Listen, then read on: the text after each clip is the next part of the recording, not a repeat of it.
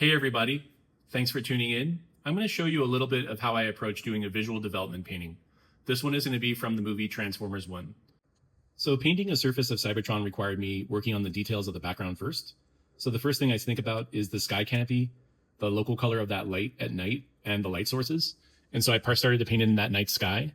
And then from there, I started to turn on layers to associate with the environment and the scale, especially for the background. And a lot of this planning came through careful articulation of texture and understanding where all the textures went and playing around with where the light sources were from the sky, from above and around. And that really helped me with like the underlighting and also the tones of the environment. From there, I added in this like kind of global diffusion overhead light, which was like an overhead moon that was casting light over the top. It gave us some atmosphere. And then I started to think about that ground plane. That was super important to me, was to start to plot out where the ground plane was. And that articulates the perspective going from foreground, middle ground to background. And then from there, what I did was I started to add in more details that sort of thinking about that glossy finish on the surface and how that surface breaks up, adding in some perspective grids to start thinking about how that perspective wraps over the surface, and even putting in some noise on top of that to show the disrupted planes of the environment, some atmospheric haze in the middle ground and in the background. And then from there, starting putting in these like striking foreground elements and then side middle ground elements that lead your eye into the space.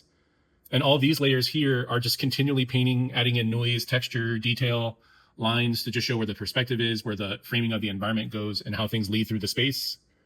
I did a kind of a global local wash of this like teal green color, a little bit more associated with the canopy color of the sky. And then I went in and darkened that down and really started to cut back into that space using light.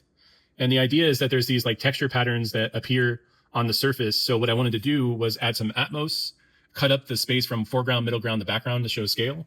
And then also it's instrumental to start thinking about how that light is reflecting from the canopy from the top in the sky on the surface, and then the ground plane as well. So it's very important to start like planning all this stuff out, master planning out where all those little small pieces are.